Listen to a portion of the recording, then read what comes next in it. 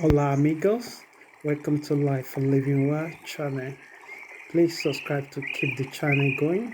You can also check us out by visiting our website on www.lifeforlivingwell.com. Sit down and enjoy the helpful topic for this week.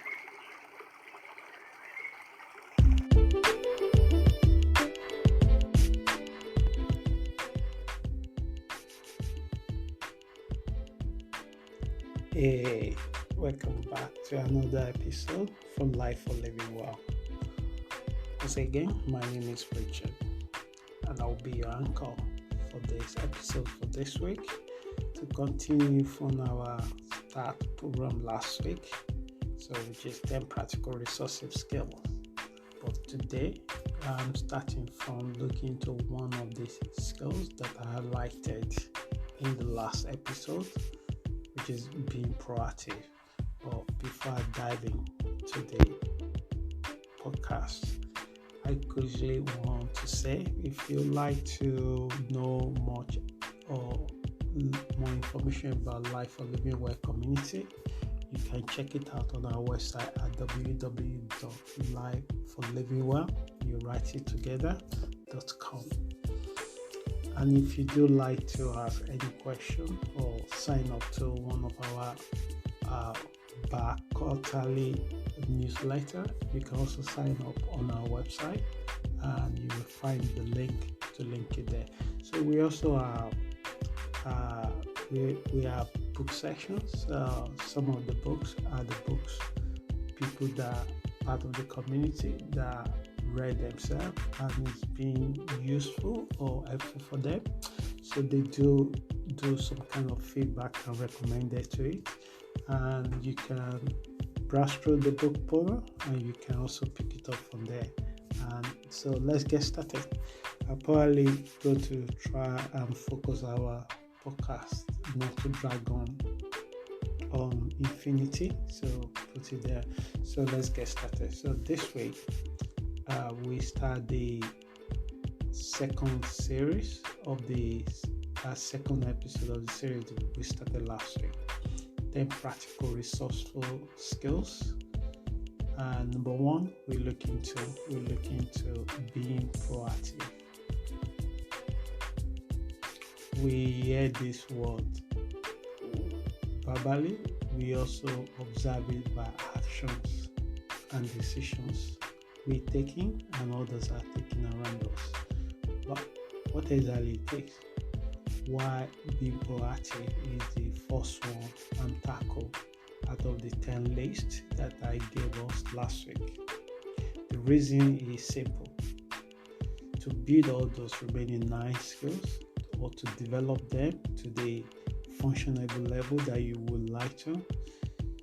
The foundation one is being proactive, because many things you would like to do, we have to be prepared to take a step action that require. Some of those actions might take months, some of them might take years, but you just take one day at a time. So I particularly like what Michael J. Fox said about being proactive. What exactly he says about being proactive?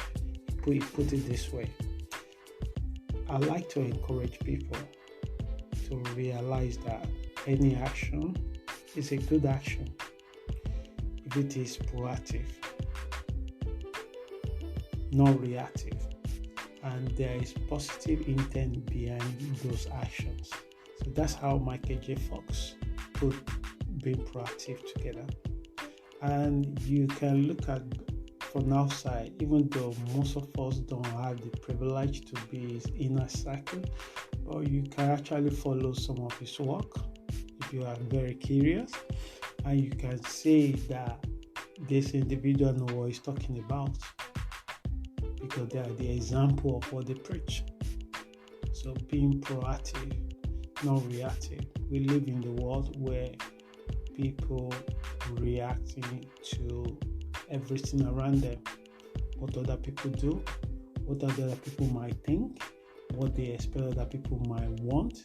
So they're just reacting and reacting to it.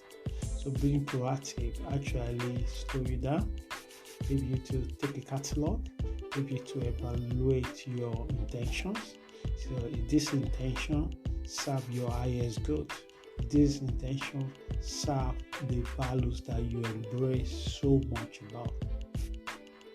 Are you doing this thing because the culture says you should do it, or the belief of the family, loyalty push you to do it? No. So, and this is what differentiates somebody that being proactive and reactive differently. Proactive skills has been a choice for foundation toward the remaining 9 skills that are available to us for the rest of this series. This is mainly differentiating us from animals. Why? Because animals have no capacity to reflect on the past, neither for the future. So far, we don't have the evidence that shows that they can do that. So, take for example, somebody put it much better. I can't remember where I heard that phrase. So, you put it much better. So, you imagine you taking your dog to see a vet. When you put your dog in the car, he has no idea where you're going. He was so happy to spend the time with you. So, automatically, he was just acting to what is going on at that moment. The only time he show any kind of anxiety or worry is when he's actually on the bed in the vet clinic. And that's where you react to what you perceive, whether it's going to be helpful or it's going to be pleasant. A human being is not like that. You're probably thinking how long it's going to take you to get to the vet, how much time, when you should take time off from your work, what you should prioritize that day to do. So these are the things that you do that the animal doesn't have the privilege to do that because of their nature, not the weakness for them. Because of their nature is to be in the moment. And this is our nature as well. But this part of our nature is not always intentionally worked through. Because because every day we constantly reacting to things.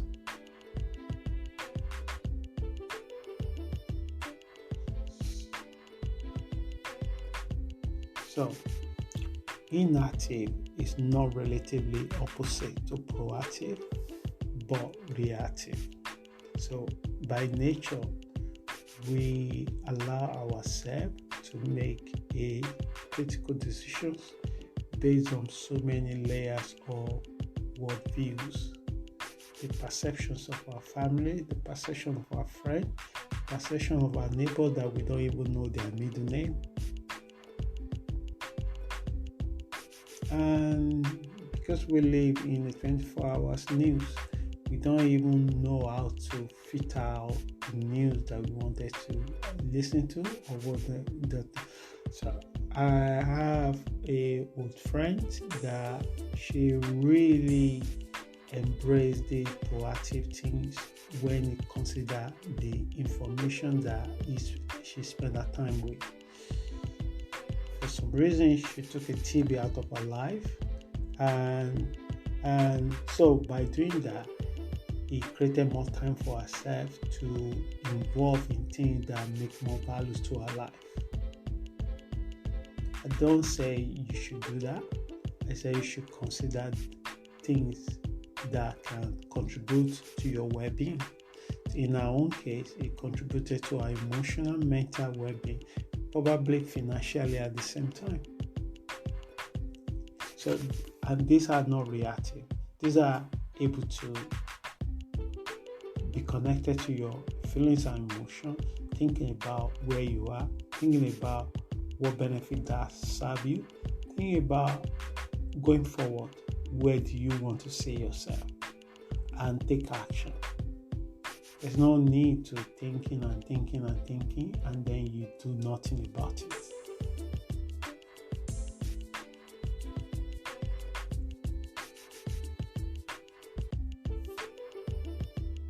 So lack of proactivism has contributed to many root causes of our problems today and perpetual victimhood. So the question is, how do we get out of it? Let's follow it through. I remember personal experience many years ago, toward late 20s, my 20s. I went to a work seminar, and during the seminar, the trainers posed a question: is there anyone here that wanted to do something extraordinary, but for some reason they feel like they are incapable to do so? And almost everyone in the classroom in the conference room put up their hand up. So, and he went through a few people. Finally, he pointed to me and he asked, will you mind share what exactly you would like to do? I said, yes. I did say to them that I would love to swim with a dolphin. And then he asked me, what's stopping you? I said, I can't swim. And he said, why you can't swim? I said, I'm afraid. And he said, okay, so we need to do 3 things. Before you arrive to swimming with dolphin, firstly, you need to know how to swim. Before you know how to swim, you need to really confront why you're afraid of swimming. This is in my head. I was thinking swimming with a dolphin. I wasn't even prepared to face the reality of the process that would take me to swimming with a dolphin. Firstly, I have to learn how to swim. So he now asked, is anyone here work with a center or know about swimming in the town? The town I was living there, it was a very small town. A lady put her hand up and she said she worked in Aquatic Center and knows a place that she used to work and they train adults for swimming.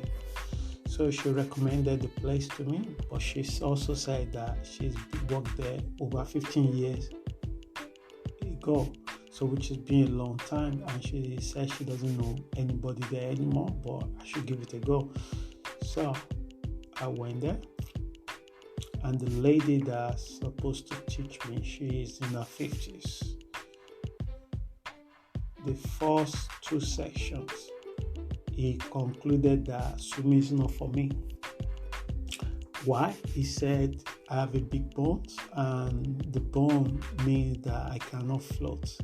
Something inside of me completely rejected it 100%. He said that she's never been fortunate to train a diverse group of students before, or she's never been fortunate to brought anyone from scratch up. So I changed the instructor. I moved to another, Google for it, search for it, find another place where they train adults. And I met the instructor, which happened to be 22-year-old lady, and she has a different energy, different attitude, different view to take. And he said, yeah, sure, I can make you swim. And she did after 6 weeks. I remember how it felt to be able to float. But all this thing wasn't just happening in my head. I have to follow the plan, the program that I enlisted for myself. I have to commit to it. I have to go after work once a week, every Thursday night, 7 to 8. I have to not only go in summer, I have to go in winter. I have to be patient with myself, even though when I couldn't swim without a float for the period of 4 weeks. I had to be patient with myself. Everyone around me started swimming without floats. and then you see the joy of able to do the thing that you're only afraid. So today, I was able to swim in the open ocean. Why am I sharing this story to you? One way or the other, you might have people that make a conclusion about your life journey. Don't accept it. Their view of you are limited. First, based on what they perceive as a reality. Second, based on where they are themselves. And there's no way you will know that. Just because you meet them in professional setting doesn't mean that they are the passive 100% view. It's a one view. Maybe that's where you are at that time, but that's not your final. If you begin to ready to do the work that require, that is what being proactive means. For a true change to occur in our life, being proactive could drive the change we would like to see, because it comes with many benefits. Some of those benefits are instant.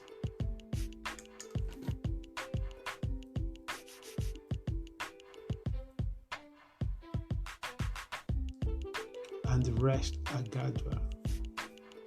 Apart from that, it allows you to have input in any situation. So you're not only just taking the rules, you're also making the rules how you want things to happen to you. The best predictor of feature is the one that can create it. So create your what. Even though you may not have any involvement in what has happened to you, you certainly have now how you react to it.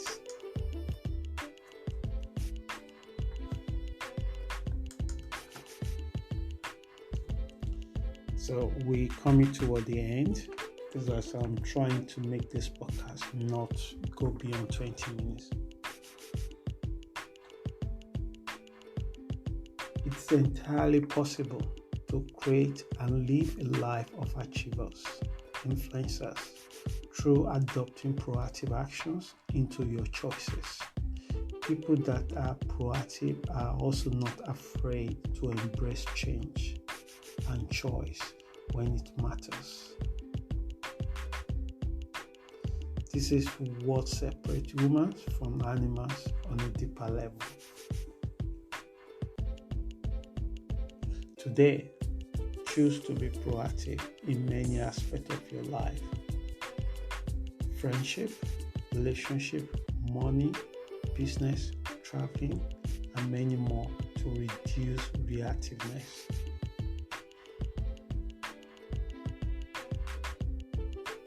At the end, we are equipped to be proactive. If you are not in that zone yet, then seek help or read more helpful articles like this podcast or books that could help you. So, friends, as you listen to me this week, I hope you find this podcast very helpful. And if you have one or two questions, please just send it to me through our email, info@lifeonlivingwell.com, or you can use contact me on our website at www.lifeonlivingwell.com.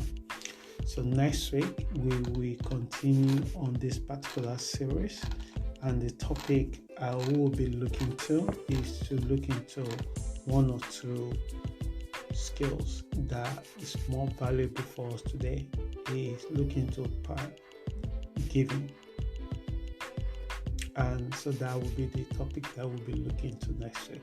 So until we meet again next week, please stay safe and look after yourself. Ciao.